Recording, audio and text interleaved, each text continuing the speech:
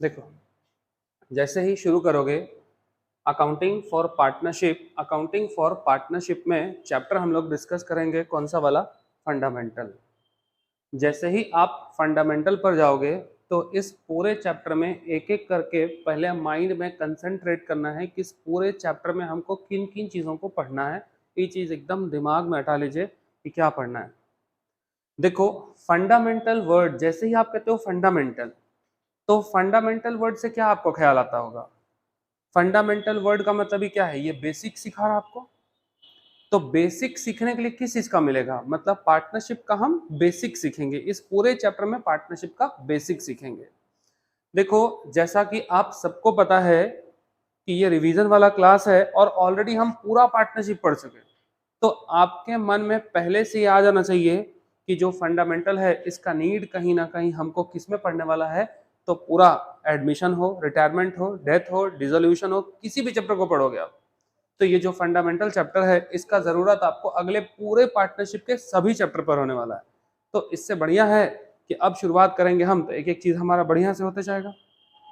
देखो, जैसे ही कहता है आपसे पार्टनरशिप क्या है, अगर आप पार्टनरशिप का डेफिनेशन देखोगे तो हम एमसीक्यू से लेकर लॉन्ग शॉर्ट हम हर चीज एक एक करके प्रैक्टिस करते चले जा रहे हैं।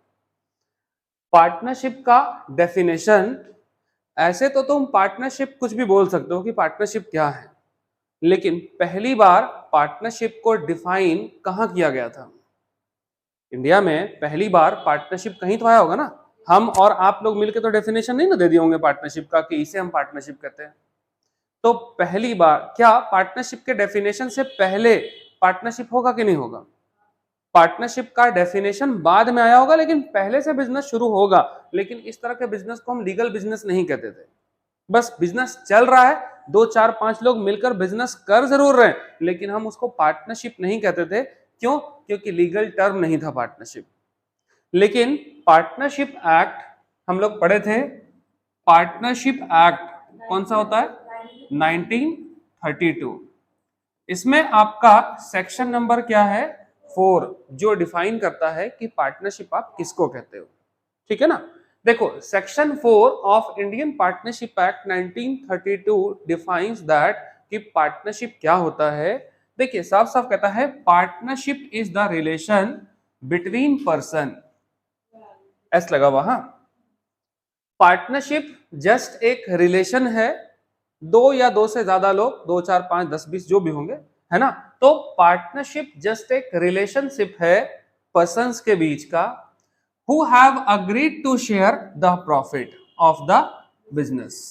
अब इसको थोड़ा सा यहाँ पे कॉमा या फुल स्टॉप लगा करके इसको थोड़ा अलग कर लो। अब इसको पहले समझो, पार्टनरशिप किसको कहता है? तो कहता है जी, पार्टनरशिप जस्ट एक रिलेशनशिप है बहुत सारे लोगों के बीच का, जिसमें सारे लोग मिलकर ये तय करते हैं कि बिजनेस में जो भी प्रॉफिट होगा आपस में हम उसको क्या करेंगे? शेयर करेंगे।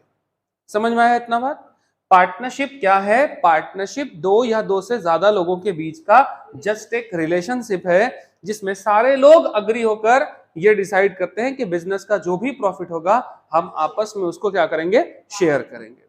लेकिन कंडीशन देखो क्या लिखा हुआ है, कैरीड ऑन बाई ऑल। ये अलग कीजिए, कैरीड ऑन बाई ऑल मतलब कैरी करेंगे बिजनेस को कौन लोग? सब लोग मिलकर। या फिर कहता और any of them acting for all, या सबके बदले कोई एक उस बिजनेस को कैरी क्यों ना करे। अब पूरे पार्टनरशिप के डेफिनेशन को देखकर सेक्शन 4 आपको क्या कहता है, तो मन दिमाग लगाओ। क्या कहता है? पार्टनरशिप दो या दो से ज्यादा लोगों के बीच का एक रिलेशनशिप है, जिसमें बिजनेस का जो भी प्रॉफिट या जो भी लॉस होगा हम आपस में मिलकर उसको शेयर करेंगे, चाहे बिजनेस हम सब मिलकर करें या हम सबके बदले में बिजनेस क्या करे, कोई एक व्यक्ति क्यों ना करे। तो आप कहिएगा, मन में यह सवाल उठेगा कि यार एफर्ट कोई एक लगाएगा तो प्रॉफिट लॉस का बंटवारा सबको कैसे होगा? आप सोचिए ना, सपोज करो हम क्या बोले आपसे कि सपोज कीजिए कि किसी फर्म में ए बी और सी तीन पार्टनर है। प्रॉफिट और लॉस किसके बीच बटेगा? तीनों के बीच बटेगा। चाहे एफर्ट तीनों मिलकर लगाते हो, मैनेजमेंट तीनों मिलकर करता हो, या इन तीनों के बदले कोई एक अकेला ही मैनेजमेंट क्यों नहीं करता हो, लेकिन प्रॉफिट लॉस का डिस्ट्रीब्यूशन किसके बीच में होगा? सबके बीच होगा एज पर द अग्रीमेंट, और नहीं तो फिर इक्वल। डी अगर साइलेंट हुआ तो। अब देखो, अगर ए अगर मैनेजमेंट करेगा तो हम सबको पता है कि जो मैनेजमेंट कर रहा है उसको उसके काम के बदले में क्या मिलता है? सैलरी मिलता है, अलग से कमीशन मिलता है। तो सिंपल सी बात है कि ये सब लोग मिलकर अगर एफर्ट लगाएंगे, मैनेजमेंट सबका होगा, तो सबको प्रॉफिट लॉस के अलावा क्या मिलेगा? सैलरी मिलेगा, कमीशन भी मिलेगा। और अगर इन सब के बदले मिस्टर ए ही एफर्ट लगा रहा है तो मिस्टर ए को क्या मिलेगा? उसके काम के बदले सैलरी मिलेगा, कमीशन मिलेगा। और जब इसको इसके काम के बदले, किसी भी पार्टनर को उसके काम के बदले में अगर सैलरी मिल ही जाए, कमीशन मिल ही जाए, तो क्या फर्क पड़ता है उसको? फिर तो प्रॉफिट लॉस का डिस्ट्रीब्यूशन क्या होगा? सबके बीच। इसलिए बोला है कि एफर्ट चाहे सब लोग लगाए या सबके बदले एक लगाए, तो जो लोग एफर्ट लगाएंगे, मैनेजमेंट करेंगे, उनको उनके मैनेजमेंट के बदले में तो उनका कॉस्ट यानी मिल जाएगा तुमको, सैलरी या नहीं तो कमीशन। और कैपिटल के रिवार्ड के बदले क्या मिलेगा? जो कैपिटल आपने इंट्रोड्यूस किया उसके बदले क्या मिल गया आपको? प्रॉफिट या लॉस में हिस्सा मिल गया। तो हम कह सकते हैं कि यही हमारे लिए क्या है? पार्टनरशिप है। डेफिनेशन में कोई दिक्कत होगा? याद हो गया? रट्टा मार लिए? कौन सा सेक्शन है? सेक्शन 4। पार्टनरशिप एक्ट कौन सा है? 1932। पार्टनरशिप क्या है? दो या दो से ज्यादा लोगों के बीच का एक रिलेशनशिप है। इस रिलेशनशिप में क्या होता है? बिजनेस की प्रॉफिट को हम क्या करेंगे? जस्ट शेयर करेंगे। चाहे बिजनेस का प्रॉफिट कौन अर्न करेगा? कोई एक या सारे लोग मिलकर, लेकिन डिस्ट्रीब्यूशन किसके बीच होगा? सबके बीच होगा। तो ये डेफिनेशन हो गया हमारा पार्टनरशिप का। उम्मीद है इसमें तो कोई प्रॉब्लम नहीं होगा। डेफिनेशन के बाद आ जाइए पार्टनरशिप के कैरेक्टरिस्टिक्स के ऊपर कि पार्टनरशिप के क्या क्या कैरेक्टरिस्टिक्स है। देखो यहाँ पे सिर्फ और सिर्फ पॉइंट्स में हम लोग लिख के रखे कि क्या क्या चीज इसका कैरेक्टरिस्टिक्स हो सकता है। एक शॉर्ट नोट तैयार किए ताकि जल्दी से क्विक रिवीजन हो पाए। देखिए, सबसे पहले कहता आपसे टू और मोर पर्सन। पार्टनरशिप होना चाहिए कम से कम कितने लोगों के बीच का? दो या दो से ज्यादा लोगों के बीच में ही पार्टनरशिप हो सकता है। अब जरा सोचो कि टू तो ठीक है, दो तो ठीक हम समझते हैं कि भाई दो से कम में तो पार्टनरशिप हो नहीं सकता, चलो ठीक है हम दो मान लिए। लेकिन दो से ज्यादा तो कितना ज्यादा? 10, 20, 50, 100, 500, कितना कितना हो सकता है? कितने होंगे बताइए? 50। तो मिनिमम नंबर ऑफ पार्टनर 2 और मैक्सिमम नंबर ऑफ पार्टनर कितने होंगे? 50 होंगे। कहां लिखा हुआ है ऐसा? तो ऑब्वियसली आप पढ़ रहे हो पार्टनरशिप, तो एक्ट भी फॉलो कौन सा होगा? पार्टनरशिप होगा। तो अगर एमसीक्यू क्वेश्चन आपसे पूछा जाता है कि मिनिमम और मैक्सिमम नंबर ऑफ पार्टनर कितने होंगे, ये कौन सा एक्ट बताता है आपको, तो ऑब्वियसली आप फटाक से एग्जाम में क्या लिखोगे? Partnership act. लेकिन याद रखिएगा 90% स्टूडेंट इसमें गलती करते हैं, कहीं भी पार्टनरशिप एक्ट डिफाइन ही नहीं करता कि मिनिमम और मैक्सिमम नंबर ऑफ पार्टनर कितने होंगे। समझ रहे हो बात को? मतलब मिनिमम नंबर ऑफ पार्टनर कितना होगा, कहीं नहीं लिखा हुआ है। मैक्सिमम कितना लिखा हुआ, कहीं नहीं लिखा हुआ। कहां? पार्टनरशिप एक्ट में कहीं नहीं लिखा हुआ। इसके लिए हमको रेफरेंस लेना पड़ता है किसका? कंपनीज एक्ट 2013 का। देखो, कंपनी एक्ट 2013 सेक्शन नंबर है 464, जो ये डिफाइन करता है कि minimum number of partner in partnership firm कितने होंगे? 2 और मैक्सिमम नंबर ऑफ पार्टनर कितने होंगे? 50 होंगे। समझ में आया?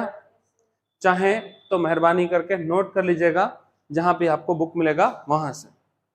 ये समझ में आ गया बात? अच्छा एक मिनट रुकना।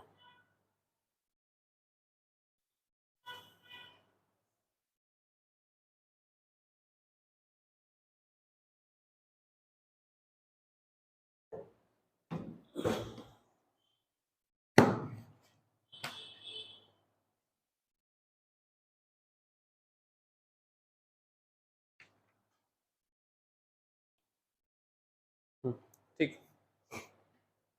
हम सोचे कुछ गलती ना हो रहा हो, लेकिन ठीक है। हाँ देखो, सेक्शन 464 ऑफ कंपनीज एक्ट 2013 ये डिफाइन करता है कि नंबर ऑफ पार्टनर मिनिमम कितने होंगे, मैक्सिमम कितने होंगे। ठीक है ना, कभी भी याद रखिएगा, पार्टनरशिप एक्ट डिफाइन करता ही नहीं है कि मिनिमम और मैक्सिमम नंबर ऑफ पार्टनर कितने होंगे। तो ये क्लियर हो गया आपका। तो फर्स्ट पॉइंट हमारा हो गया पार्टनरशिप का फीचर, 2 और मोर पर्सन। लिखोगे कैसे, बस जस्ट आपको डायरेक्टली लिखना है, there must be at least 2 person to register a partnership firm.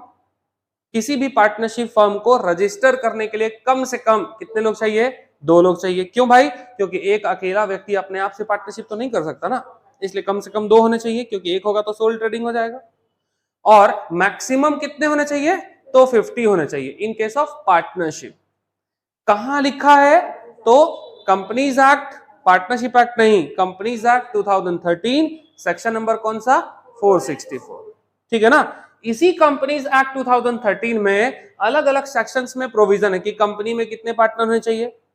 इसी तरह से बैंकिंग इंडस्ट्रीज में कितने पार्टनर होने चाहिए, प्राइवेट कंपनी है तो कितने पार्टनर होने चाहिए, पब्लिक कंपनी है तो कितने पार्टनर चाहिए। लेकिन फिलहाल अभी हम पार्टनरशिप पढ़ रहे हैं, तो हमारा फोकस सिर्फ कहां होगा, पार्टनरशिप पे होगा। इसलिए पार्टनरशिप एक्ट में डिफाइन नहीं है कहीं भी, कंपनीज एक्ट 2013 सेक्शन 464 ये डिफाइन करता है कि किसी भी पार्टनरशिप फर्म को रजिस्टर करने के लिए तो 2 लोग चाहिए, ये तो मिनिमम क्राइटेरिया, लेकिन मैक्सिमम कितने होंगे, 50%। खत्म हो गया।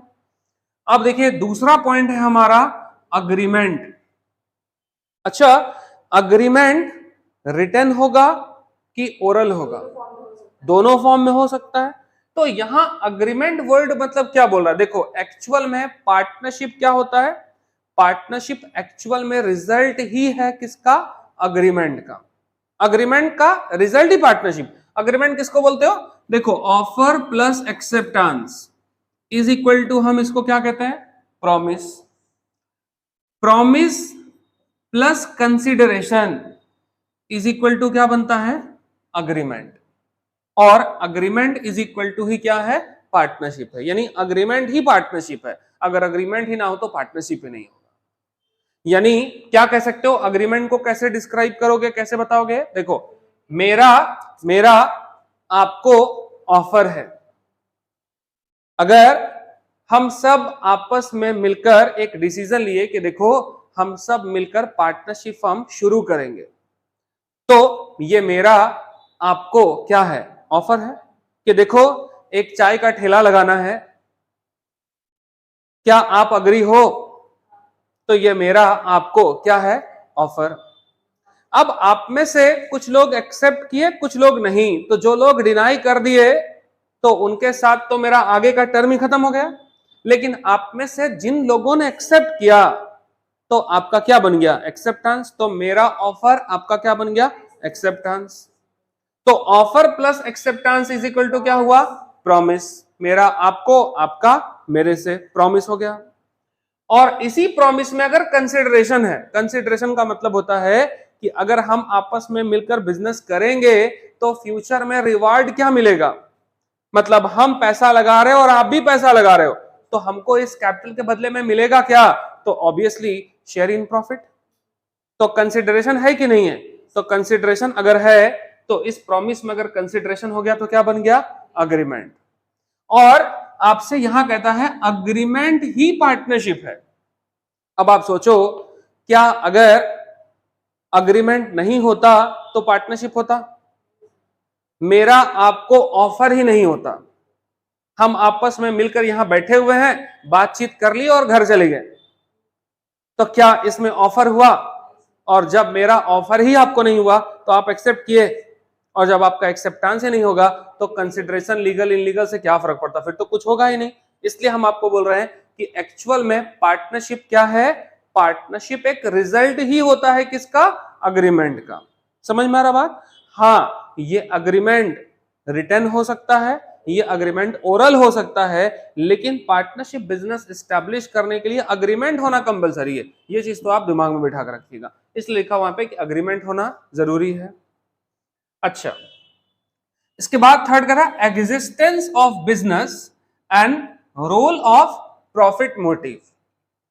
बिजनेस होना चाहिए और बिजनेस का मोटिव क्या होना चाहिए? प्रॉफिट अर्निंग होना चाहिए। ऑब्वियसली बिजनेस का मोटिव तो प्रॉफिट अर्निंग ही होता है, लेकिन यहां क्लियर कहा गया आपसे कि बिजनेस का मोटिव कैसा होना चाहिए? प्रॉफिट अर्निंग होना चाहिए, क्योंकि नॉन प्रॉफिट मोटिव से अगर हम बिजनेस करेंगे तो उसको बिजनेस नहीं कहते, हम उसको नॉन प्रॉफिट ऑर्गेनाइजेशन कहने लगते हैं। इसलिए बिजनेस का मोटिव हमेशा प्रॉफिट होना चाहिए। इसके बाद लिखा है शेयरिंग ऑफ प्रॉफिट, उस प्रॉफिट को बांटना भी होना चाहिए। तो ये तो हम डेफिनेशन में भी पढ़ चुके ना कि प्रॉफिट हो या लॉस डिस्ट्रीब्यूट किसके बीच होगा? सारे पार्टनर्स के बीच होगा। तो ये चीज यहां लिख रहा है sharing of profit. Relationship of principal and agent, यहां देखिए रिलेशनशिप होना चाहिए प्रिंसिपल और किसका? एजेंट। किसको बोल रहा है? किसके बीच का रिलेशन ये दिखा रहा है? तो पार्टनरशिप फर्म और पार्टनर के बीच का रिलेशनशिप बता रही है। यानी पार्टनरशिप फर्म और पार्टनर के बीच का रिलेशनशिप, यानी हम सब मिलकर अगर एक पार्टनरशिप फर्म फॉर्म किए तो मेरा और मेरे फर्म का रिलेशन कैसा होना चाहिए? एक एजेंट की तरह और एक प्रिंसिपल की तरह, है ना? ऐसा होना चाहिए। इसके बाद कहता है business carried on by all और एनी ऑफ देम। ये तो डेफिनेशन में भी आप देख चुके हो कि बिजनेस चाहे सारे लोग मिलकर करें या सबके बदले बिजनेस करने वाला कोई एक व्यक्ति। हाँ, कैपिटल का इंट्रोडक्शन कैपिटल कौन इंट्रोड्यूस करेगा? तो सारे लोग करेंगे, लेकिन मैनेजमेंट उन सबके बदले कोई एक कर सकता है या सारे लोग मिलकर मैनेजमेंट कर सकते हैं। ये आप पर डिपेंड होता है, जैसा करना है करो। इसके बाद लिखा देखो no separate existence. No separate existence का मतलब कि बिजनेसमैन नो सेपरेट एग्जिस्टेंस मतलब देखो क्या, ए बी और सी अगर पार्टनरशिप फर्म में पार्टनर है और तीनों ने मिलकर एक पार्टनरशिप बिजनेस शुरू किया, क्या इसका एकदम अलग सेपरेट एंटिटी रहेगा? नहीं। पार्टनरशिप में बिजनेस कैसे चलेगा? जो पार्टनर इसके हैं, जो इसका पार्टनर चाहता है, इसका पार्टनरशिप फर्म बिल्कुल क्या होगा? वैसे ही चलेगा। कंपनी में ऐसा होता है क्या? किसी कंपनी में आपने पैसा लगाया, आप हो गए कंपनी के share holder. Share holder company का कौन होता है? ओनर। लेकिन ओनर जो होता है ना, वो कंपनी का जो भी जजमेंट होगा उसको इन्फ्लुएंस नहीं कर सकता, उसको चेंज नहीं कर सकता, क्योंकि कंपनी में डिसीजन कौन लेगा? Board of director. तो तुम सोचो तुम कैसे मालिक हो यार? यानी कंपनी की बात करोगे तो कंपनी में यही चीज क्या होता है? सेपरेट लीगल एंटिटी होता है। यानी उसके शेयर होल्डर के चाहने या ना चाहने से कंपनी का डिसीजन चेंज नहीं हो जाता। हाँ, आपको वोटिंग राइट जरूर होता है, लेकिन चेंज नहीं हो सकता आपके डिसीजन से डिसीजन। लेकिन पार्टनरशिप फर्म में क्या होता है कि बोल रहा है सेपरेट लीगल एग्जिस्टेंस इसका नहीं होता। कहने का मतलब कि जैसा इसके पार्टनर इस बिजनेस को ट्रीट करेंगे, इसका बिजनेस क्या होगा? बिल्कुल वैसे ही चलेगा। कहता है ये दोनों अलग अलग नहीं है, ये दोनों सेपरेट नहीं है, ये दोनों साथ में। मतलब इसमें ना बिजनेस कैसे चलता है? सोल ट्रेडिंग की तरह। जैसे सपोज मेरा एक सोल ट्रेडिंग बिजनेस है, हम जैसे चाहेंगे अपने बिजनेस को वैसे ही ऑपरेट करेंगे। अगर हम चाह रहे बिजनेस बंद कर दो तो बंद हो जाएगा, और एफर्ट लगाना चाहते और लगाएगा, कैपिटल इंट्रोड्यूस करना चाहते तो लगेगा, जो कैपिटल इंट्रोड्यूस किए तो उसमें ड्राइंग्स करना चाहते तो हो जाएगा। मतलब जैसा पार्टनर चाहेगा उसका बिजनेस भी क्या होगा? बिल्कुल वैसे ही चलेगा। इसलिए बोला गया नो सेपरेट एग्जिस्टेंस। नो का मतलब किसके लिए? पार्टनरशिप फर्म के लिए कोई सेपरेट एग्जिस्टेंस नहीं है। क्यों भाई? क्योंकि जैसा पार्टनर चाहेगा उसका बिजनेस एज यूजुअल वैसा ही चलेगा, उसमें कोई चेंजेस नहीं हो सकता।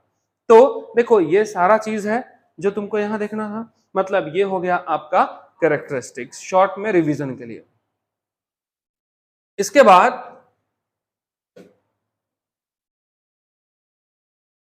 इन्हीं चीजों को, जो चीज अभी हम लोग देखे, उन्हीं चीजों को हम लोग यहां पर अलग अलग तरीके से एक्सप्लेन करके रखे हुए हैं। ठीक, हम आपको एक बार शॉर्ट टर्म रिवीजन करा लिए, यहां पे फिर वही चीज क्या है आपको लॉन्ग में देखने के लिए मिल रहा। हाँ देखो, 2 और मोर पर्सन, साफ साफ दिख रहा होगा। There must be at least 2% to form a partnership, है ना? Partnership act does not specify the maximum number of person. Partnership act define नहीं करता कि कितने लोग होने चाहिए, कहां लिखता है?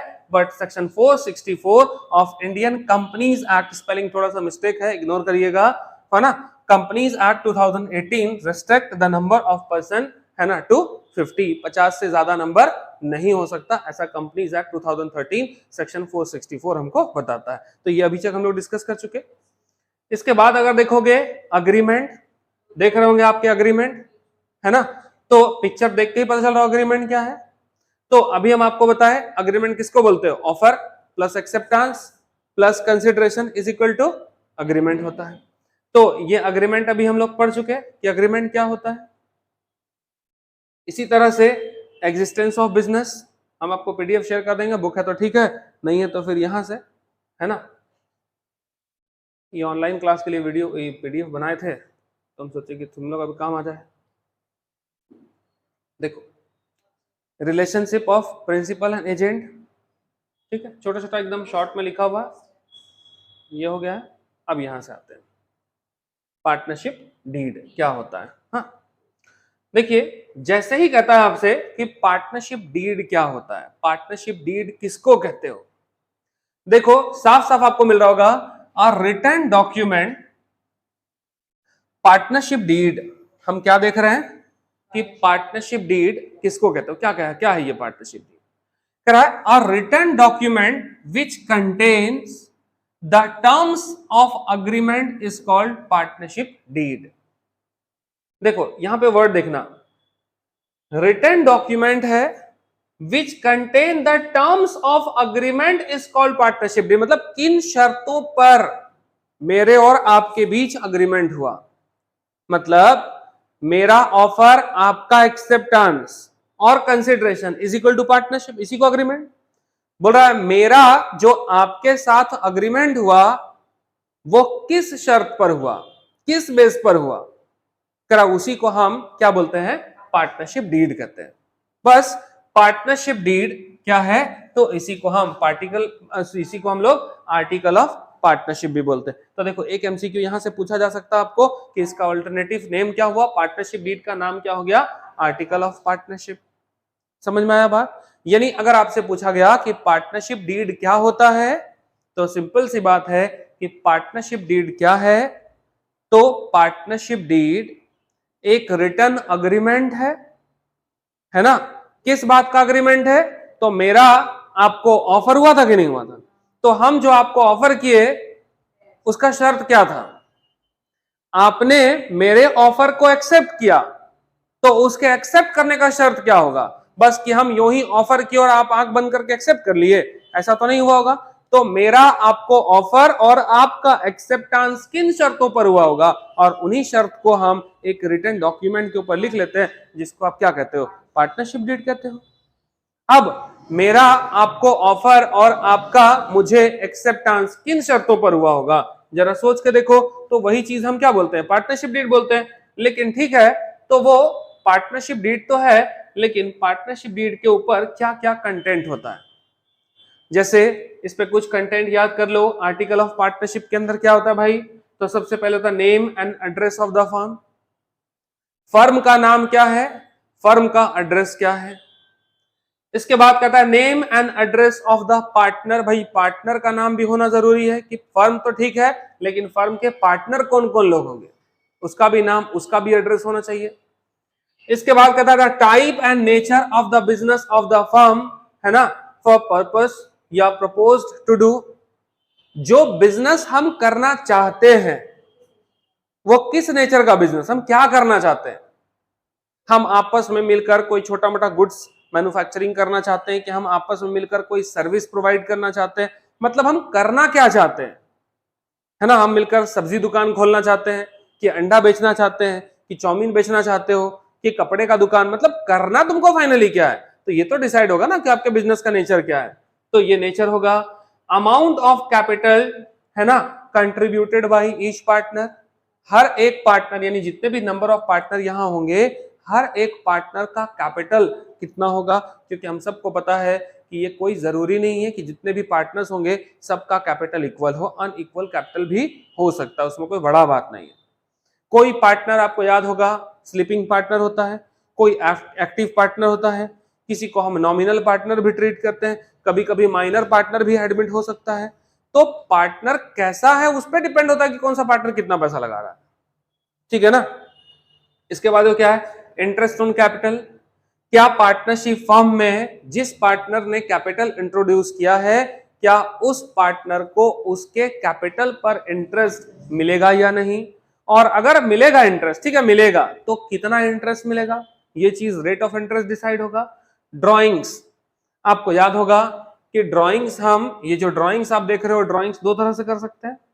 एक होता है आपका आउट ऑफ प्रॉफिट और दूसरा आपका होता है आउट ऑफ कैपिटल। यानी क्या कोई पार्टनर बिजनेस में जिसने पैसा इंट्रोड्यूस किया, अगर उसको जरूरत है तो क्या वो बिजनेस से पैसा विड्रॉ कर सकता है या नहीं, तो उसको हम लोग क्या बोलते हैं, ड्राइंग्स कहते हैं। और अगर ड्राइंग्स कर सकता है, सपोज करो कि पार्टनरशिप डीड में लिखा होगा, ठीक है जी ड्राइंग्स तुम कर सकते हो, तो ड्राइंग्स किससे कर सकते हो, प्रॉफिट से कि कैपिटल से कि दोनों से, कि कितना, लिमिट क्या है उसका, कुछ तो रहेगा ना। ड्राइंग्स आउट ऑफ प्रॉफिट का मतलब क्या होता है कि इस साल जो प्रॉफिट हुआ उस प्रॉफिट के पैसे को हम विड्रॉ कर सकते हैं पर्सनल यूज के लिए, लेकिन कैपिटल को हम टच नहीं कर सकते। लेकिन ड्राइंग्स आउट ऑफ कैपिटल का मतलब क्या हुआ कि जो कैपिटल बिजनेसमैन ने इंट्रोड्यूस किया था उस कैपिटल में भी विड्रॉ किया जा सकता है पर्सनल यूज के लिए। यह बात अलग है कि जब वो वापस करेगा तो इंटरेस्ट के साथ वापस कर दे, लेकिन वो चाहे तो विड्रॉ कर सकता है, कैपिटल से भी पैसा निकाल सकता है। अगर हम 5 लाख लगाए थे, हम उसमें से 2 लाख निकाल सकते हैं, लेकिन कब निकालोगे, जब हमारे अग्रीमेंट में ये परमिशन दिया गया होगा। तो ड्राइंग्स अगर करना है तो ठीक है, ड्राइंग्स अगर कर सकते हो तो कैसे, आउट ऑफ प्रॉफिट या आउट ऑफ कैपिटल, ये भी लिखना पड़ेगा। अगर आउट ऑफ कैपिटल तो कितना आउट ऑफ कैपिटल विड्रॉ हो सकता है, तो ये सारा टर्म्स और कंडीशन यहां लिखा रहेगा। कोई भी पार्टनर अगर पैसा विड्रॉ करके घर ले गया, तो क्या उस घर ले गए हुए पैसे पे उसको इंटरेस्ट पे करना है या इंटरेस्ट फ्री ड्राइंग्स है वो, तो ये चीज आपको इंटरेस्ट ऑन ड्राइंग्स के अंदर लिखना होगा कि ड्राइंग्स अगर कर सकते हो तो ठीक है, ये तो इसमें पढ़ेंगे, लेकिन अगर ड्राइंग्स आपने किया तो इंटरेस्ट कितना पे करना पड़ेगा, वो यहाँ इंटरेस्ट ऑन ड्राइंग्स में पे करना होगा, लिखना होगा। इसके बाद पार्टनर के बीच प्रॉफिट शेयरिंग रेशियो क्या होगा। कोई पार्टनर अगर एक्टिव है तो उसको सैलरी कितना मिलेगा, सैलरी के साथ साथ हो सकता था कि कमीशन कितना मिलेगा, ये सब कुछ सैलरी से कमीशन के साथ लिखना होगा। अब इसको थोड़ा समझिए कि यहां गुडविल क्या दिया है, ये गुडविल क्या बोलना चाहता है। जैसा कि आप सबको याद होगा कि गुडविल कैलकुलेट करने का 3 मेथड होता है। आपको याद होगा हम एवरेज प्रॉफिट मेथड पढ़ते थे, इसके बाद हम सुपर प्रॉफिट मेथड पढ़ते थे, इसके बाद हम कैपिटलाइजेशन मेथड पढ़ते थे। अब एवरेज प्रॉफिट का कोई भी हो, सिंपल या वेटेड, सुपर प्रॉफिट का कोई भी हो या फिर कैपिटलाइजेशन का कोई भी हो, लेकिन गुडविल निकालने का मेथड कितना था, 3। किसी भी एक मेथड को अगर हम अडॉप्ट करते थे, किसी भी एक मेथड को, सपोज कीजिए मेरा फर्म है, मेरे फर्म का 2021-22 का गुडविल निकालना है, 21-22 का मेरे ही फर्म का गुडविल निकालना है।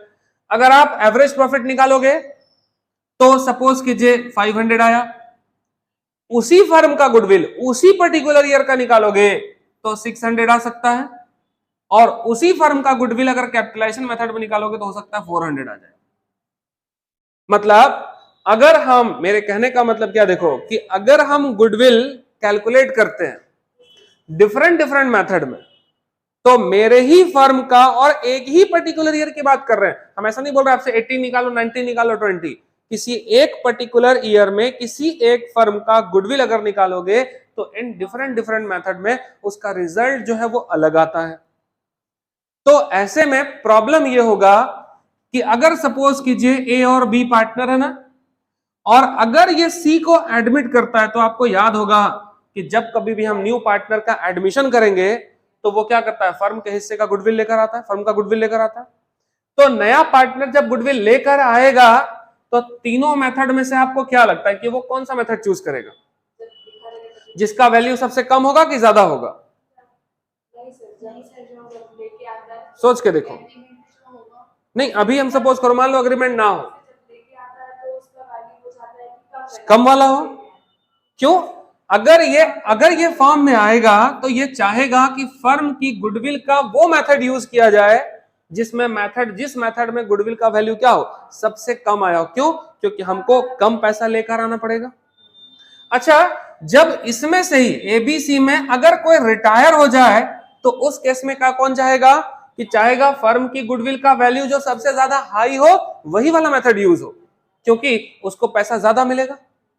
अब सोचिए कि यही पार्टनर जब एडमिट होंगे तो कम वाला प्राइस आए वो चाहेगा, यानी वो मेथड यूज करो जो कम आए।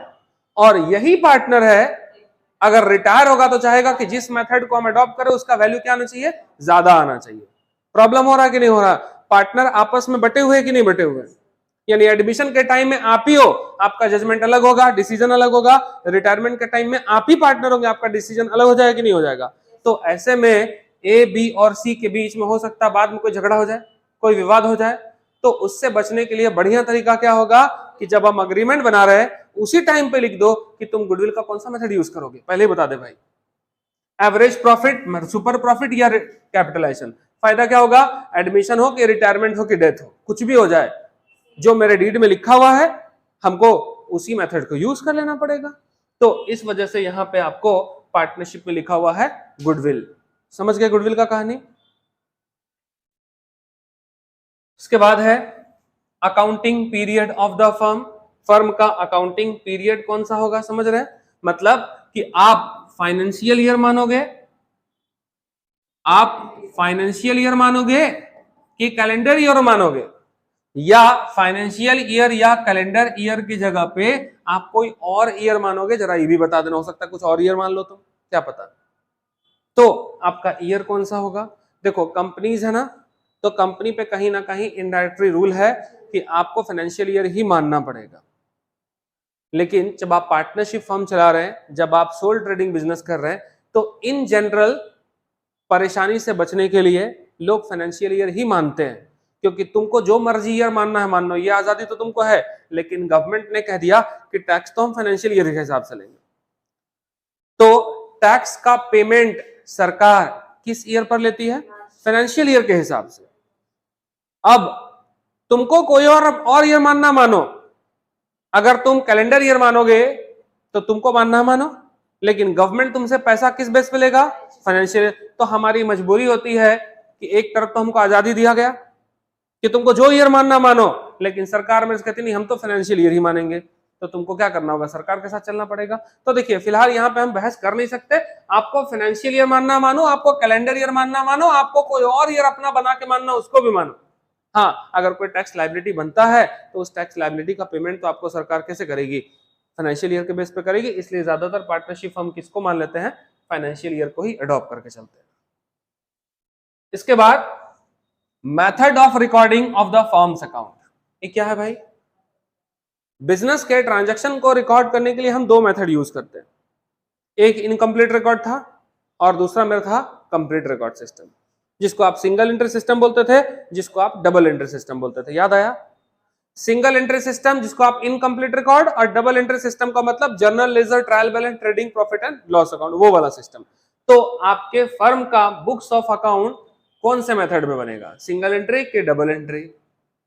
इसके बाद कहा गया ऑडिटिंग। ऑडिटिंग समझते हो क्या होता है? ऑडिट समझते हो? ऑडिट किसको बुलाता होगा? नहीं? देखो सपोज 1 अप्रैल 2018 को आपका बिजनेस शुरू हुआ और books of account close obviously कब होगा?